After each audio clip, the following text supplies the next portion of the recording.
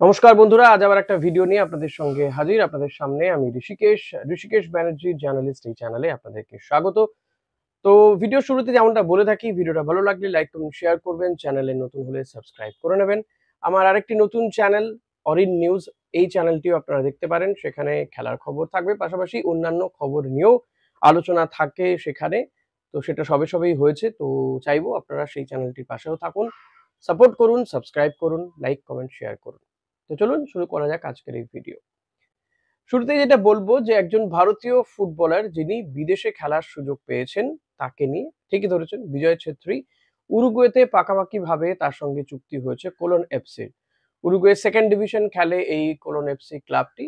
Chennaiyin FC থেকে উরুগুয়েতে এই colon এফসির হয়ে খেলতে গিয়েছিল এই বিজয় ছেত্রী, ভারতীয় ডিফেন্ডার, সেন্টার ব্যাকের প্লেয়ার। তো লোনে গিয়েছিল, কিন্তু এবার তার সঙ্গে কিন্তু পাকাপাকি চুক্তি হয়েছে। নিঃসন্দেহে বাইচুং ভুটিয়া, সোহেল ছেত্রী কিংবা গুরপ্রীত সিং সান্ধুদের পরে আবার কোনো একজন ভারতীয়, হয়তো মাঝখানে কয়েকজন গিয়েছেন এসছেন, এরকম কয়েকজন গিয়েছেন যারা হয়তো পার্মানেন্টলি এরকম বড় চুক্তিতে যাননি, কিন্তু তাদের মধ্যে বিজয় ছেত্রী এই সুযোগটা পেয়েছে।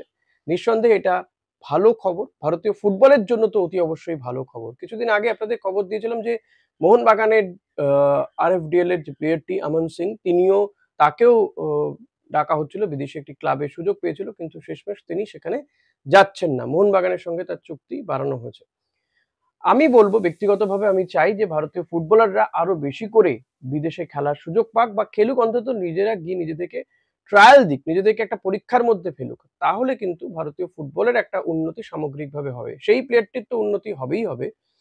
শুধু আইএসএল এ খেলে হয়তো প্রচুর টাকা তারা রোজগার করতে পারছেন, কিন্তু নিজেদের ডেভেলপমেন্ট হচ্ছে না। এবং বিশ্ব মানচিত্রে ভারতীয় ফুটবল সম্পর্কে তাদেরও যে একটা দায়িত্ব রয়েছে জানানো, এবং ভারতের র্যাঙ্ক দেখতেই পাচ্ছেন এই মুহূর্তে কত। তো ভারতীয় ফুটবলাররা যদি উন্নতি লাভ করে, একজন ফুটবলার যদি ইন্ডিভিজুয়াল পারফরমেন্স করে, ভালো খেলে, তাহলে কিন্তু ভারতীয় ফুটবলেরও একটা গ্রোথ হয়। অনেক ফুটবলার কিন্তু এই র্যাডারে আসে, যারা হয়তো ডাক পেতে পারেন, অন্তত তারা ট্রায়ালের জন্য ডাক পেতে পারেন, কিন্তু সেটাও কোথাও গিয়ে বন্ধ হয়ে যাচ্ছে একের পর এক। কিন্তু নিঃসন্দেহে বিজয় ছেত্রীর এই বড় সুযোগ পাওয়াটা একটা ভালো মুভমেন্ট হিসেবেই দেখা উচিত বলে মনে করব। এবং আমি চাইবো বিজয় ছেত্রীর 1 বছরের জন্য চুক্তি হয়েছে। আমি চাইবো বিজয় ছেত্রী তিনি আরো বেশ কিছুদিন সেখানে খেলুক, বয়স খুবই কম। তো এই প্লেয়ারটি যদি সেখানে খেলে, বা তার হাত ধরে যদি আরো কিছু ফুটবলার সেখানে যেতে পারে, তো সেটা নিঃসন্দেহে ভারতীয় ফুটবলের জন্য ভালো খবর হবে। কারণ এই বিজয় ছেত্রী হয়তো একটা দুটো মরশুম সেখানে খেলে আইএসএল এ আসবে, বা ইন্ডিয়ান টিমে চান্স পাবে, ইন্ডিয়ান টিমে ডাক পাবে। এবং এই যে ভারতীয়রাও ফুটবলটা খেলতে জানে, সেটা উরুগুয়ের মতন একটা টিমে খেলে, উরুগুয়ের একটা দেশের একটা ক্লাবে খেলে যদি সেটা প্রমাণ করতে পারে বিজয় ছেত্রী, নিঃসন্দেহে তিনি দাগ কাটতে পেরেছেন। নাহলে লোনে গিয়ে একটা দুটো ম্যাচ খেলার পরে সেখানে যদি তিনি দাগ কাটতে না পারতেন, কোচের যদি পছন্দ না হতো, তাহলে তাকে কোনোদিনই একটা মরশুমের জন্য চুক্তিবদ্ধ করা হতো না। তো আমার মনে হয় তিনি নিজেকে প্রুফ করতে পেরেছেন। আরো কিছুটা প্রুফ করার তার বাকি রয়েছে। তো সেটা তিনি করুন, এবং আশা করব যে আগামী দিনে বিজয় ছেত্রীর হাত ধরে আ ভারতের এই বিজয় রথ, বা আরো অনেক বিজয়রা যাক সেখানে, অন্যান্য দেশে গিয়ে খেলুক, অন্তত ট্রায়াল তো দিক। এরপরে যদি আসা যায় আ ভারতীয় ফুটবলারদের এই যে ট্রান্সফার মার্কেটের যে খবর পাওয়া যাচ্ছে, যত মে মাসটা শেষের পথে তত কিন্তু এই খবরগুলো আরো বেশি করে চাউর হচ্ছে, বা পাওয়া যাচ্ছে ধীরে। একের পর এক খবর বেরিয়ে আসছে। যেমন ইস্ট বেঙ্গল ক্লাব, তারা মেহতাব সিং, রাহুল বেকে এবং অভিষেক টেকচাম সিং, এদের দিকে নজর রেখেছে ভারতীয় ফুটবলার হিসেবে। কারণ ইস্ট বেঙ্গলের মেইন যেটা প্রবলেম গত মরশুমেও ছিল, সেটা হচ্ছে ডিফেন্স। আর সেই কারণেই কিন্তু ইস্ট বেঙ্গল ভারতীয় ডিফেন্ডারদের দিকে নজর রয়েছে, সেটা রাইট ব্যাক হোক, লেফট ব্যাক হোক, বা সেন্টার ব্যাক। যদিও সেন্টার ব্যাক হিসেবে উৎকৃষ্ট মানের সেন্টার ব্যাকই রয়েছে, এবং এই মুহূর্তে যদি সেন্টার ব্যাক, ভারতীয় সেন্টার ব্যাক বলা যেতে পারে, ১ নম্বর ২ নম্বরের মধ্যে কিন্তু আনোয়ার আলী থাকবেন। তো বেস্ট সেন্টার ব্যাকটাই রয়েছেন। এর পাশাপাশি দুটো উইং এর বা দুটো ব্যাকের দিকেও প্লেয়ার খুঁজছে, রাইট ব্যাক এবং লেফট ব্যাক। সে কারণে কিন্তু রাহুল বেকে বা মেহতাব সিং কিংবা এই অভিষেক টেকচাম সিং এর দিকে নজর ছিল। এদের সঙ্গে অনেক দূরই কথাবার্তা এগিয়েছে। এবার মেহতাবের সঙ্গে মোহনবাগানেরও একটা কথাবার্তা চলছিল। মেহতাব তিনি কলকাতায় আসতে চান। মেহতাব কলকাতায় যদি খেলেন তো তিনি মোহনবাগানেই খেলবেন। এটা মোটামুটিভাবে নিশ্চিত হয়ে গেছে। কারণ ইস্টবেঙ্গল, মোহনবাগান তারা এই মেহতাবকে যে অফার দিয়েছে তাতে কিন্তু মোহনবাগানের অফারটাই অনেক ভালো, অনেক বড়। প্রচুর টাকা অফার তারা করেছে ৫ বছরের জন্য।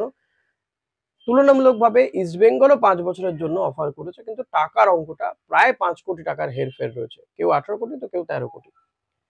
সে কারণে আমার তো মনে হয় এখানে মেহতাব মোহনবাগানেই যাবেন। এটা নিয়ে আর কোনো সন্দেহ থাকে না। যদি না বিরাট কোনো অঘটন ঘটে।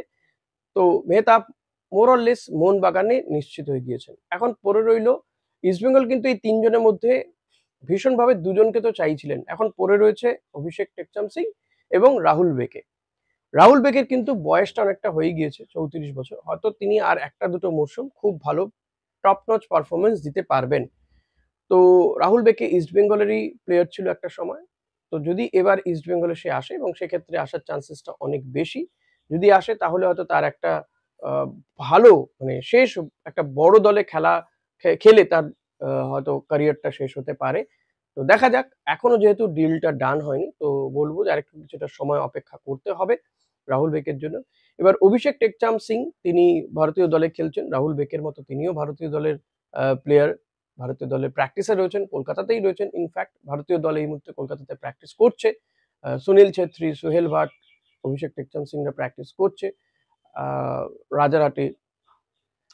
তো এই অভিষেক টেকচাম সিংকে নেওয়ার ক্ষেত্রে ইস্টবেঙ্গল অনেক দূর কথাবার্তায় গিয়েছে, অনেকদিন আগেও বলেছিলাম। এখনো বলছি যে কথাবার্তা কিন্তু এখনো চলছে। কিন্তু যেটা মুশকিল হচ্ছে যে পাঞ্জাব অনেকগুলো টাকা চাইছে। তাকে ছাড়ার ক্ষেত্রে প্রচুর টাকা ডিমান্ড করছে ট্রান্সফার ফি হিসেবে। সেটা একটা কোথাও গিয়ে একটু সমস্যা। সেটা নিয়ে এখনো দড়ি টানাটানি চলছে, দর কষাকষি চলছে। তো আমার যদ্দূর যা আমি শুনতে পাচ্ছি তাতে মনে হয় যে এই ডিলটা ফাইনাল হয়ে যেতে পারে। ইস্টবেঙ্গল হয়তো কিছু টাকা বেশি দিয়ে হলেও অভিষেককে নিয়ে আসতে পারে। কারণ ইস্টবেঙ্গল এবং ভীষণভাবেই কিন্তু অস্কার ব্রুজো চাইছেন যে এই রাইট ব্যাক এবং লেফট ব্যাকের সমস্যাটা মেটাতে এবং সেক্ষেত্রে ভারতীয়দের দিয়েই কিন্তু সেই সমস্যা মেটাতে চাইছেন। গতবারও কিন্তু এই দুটো আ ব্যাক বা এই ডিফেন্সের বেশ কিছু ভুলে ডিফেন্সের দুর্বলতাতে টিমকে ডুবতে হয়েছে। সে কারণেই এবার আটঘাট ভেদেই নেমেছে ইস্টবেঙ্গল। আরেকটা বিষয় বলবো ইভান মেলাদোনোভিচ কাল পর্যন্ত মনে হচ্ছিল যে ডিলটা হয়তো হলেও হয়ে যেতে পারে। ইভানও পরিবারের সঙ্গে কথাবার্তা বলছিল, তিনি আসতেও চাইছিলেন। ইস্টবেঙ্গলও বেশ কিছু তার যে টাকা পয়সার বিষয়টা মিটিয়ে দেবে এমনটা শোনা যাচ্ছিল। কারণ একটা সময় ডিলটা ক্লোজ হয়ে যায়। তারপরেও ইস্টবেঙ্গল চেষ্টা করছিল, হার্ট অ্যান্ড সোল চেষ্টা করছিল। কিন্তু শেষমেশ জানা যাচ্ছে যে এই ডিলটা হলো না। ইভান আসছে না কারণ তার পরিবারের লোকজন নাকি চাইছেন না এই মুহূর্তে ইন্ডিয়াতে শিফট করতে।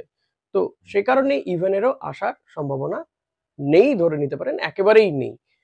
তো ইভান আসবেন না তো কি হয়েছে? তার পরিবর্তে অন্যান্য প্লেয়ারের দিকে নজর ইস্টবেঙ্গলের রয়েছে, কথাবার্তাও চলছে। গতকালই আমি একটা প্লেয়ারের কথা বলেছি, উজবেকিস্তানের একজন প্লেয়ারের কথা বলেছি। সেই ভিডিওটা দেখে নিতে পারেন আপনারা।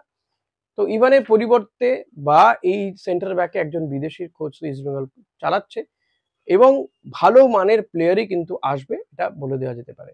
এর মধ্যে ভালো খবর, মিগুয়েল ফিগুয়েরো তিনি বসুন্ধরা কিংসের সঙ্গে সম্পর্ক ছেদ করেছেন এবং সেটা তিনি সোশ্যাল মিডিয়া তার ইনস্টাগ্রামে পোস্টও করেছেন। একটা আবেগঘন পোস্ট তিনি করেছেন। দীর্ঘদিন সেখানে ছিলেন তিনি। তো স্বাভাবিকভাবেই সেখানে কিছু সম্মান তো পেয়েওছেন। কিন্তু শেষমেশ স্যালারির কারণেই তাকে বসুন্ধরা কিংসের সঙ্গে সম্পর্ক ছেদ করতে হয়েছে এবং তিনি ইস্টবেঙ্গলের প্রি কন্ট্রাক্টে সাইনও করে দিয়েছেন। এটা ইস্টবেঙ্গল সমর্থকদের জন্য কারণ এখনো পর্যন্ত ১ম আ মানে বিদেশি হিসেবে মিগুয়েল ফিগুয়েরোই কিন্তু কনফার্ম হয়েছিলেন।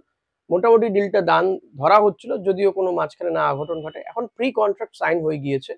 তো আরো কিছুটা নিশ্চয়তা পাওয়া গিয়েছে মিগুয়েলের ক্ষেত্রে। তো মিগুয়েল ইস্টবেঙ্গলে খেলতে আসছে। আগামী বছর কিন্তু এই অ্যাটাকিং মিডিওকে আমরা দেখব ইস্টবেঙ্গলের জার্সি পরে খেলতে। যেমনভাবে মোহাম্মদ রশিদ কনফার্ম হয়েছে, সেও প্রি কন্ট্রাক্টে সাইন করেছে। পাশাপাশি মিগুয়েল ফিগুয়েরো সেও প্রি কন্ট্রাক্টে সাইন করেছে বলে জানা যাচ্ছে। এটা কিন্তু বড় খবর এবং ইস্টবেঙ্গল সমর্থকদের জন্য নিঃসন্দেহে ভালো খবর। তো দেখা যাক শেষমেশ কি হয় ইস্টবেঙ্গল ডিফেন্সে তেমন কোনো ভালো প্লেয়ার নিয়ে আসতে পারে কিনা এবং অতি অবশ্যই ফরওয়ার্ডে অন্তত ৪ জন বিদেশি তো আনতেই হবে ইস্টবেঙ্গলকে। তো ২ জন কনফার্ম হয়ে গেল।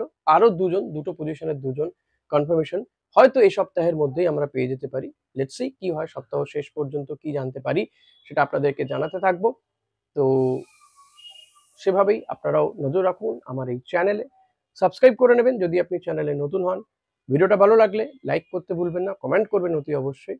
যেতে যেতে ভারতীয় ফুটবল টিমের কিছু প্র্যাকটিসের ঝলক রইল আপনাদের জন্য।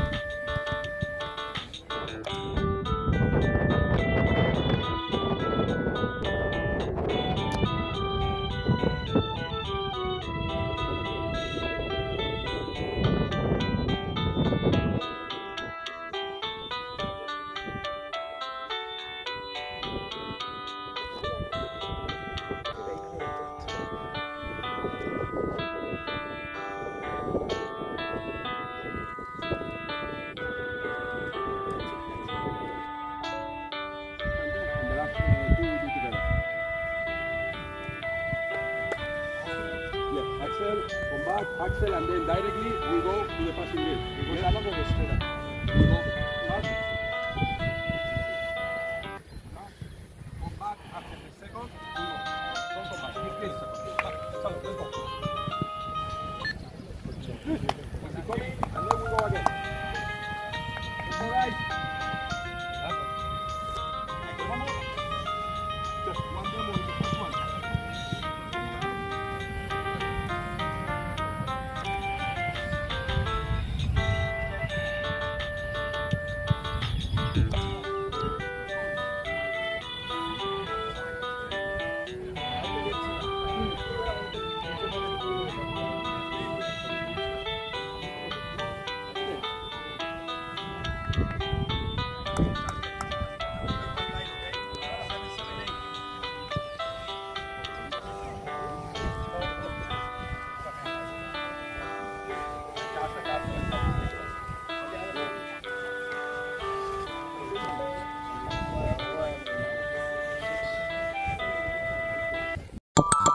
Audio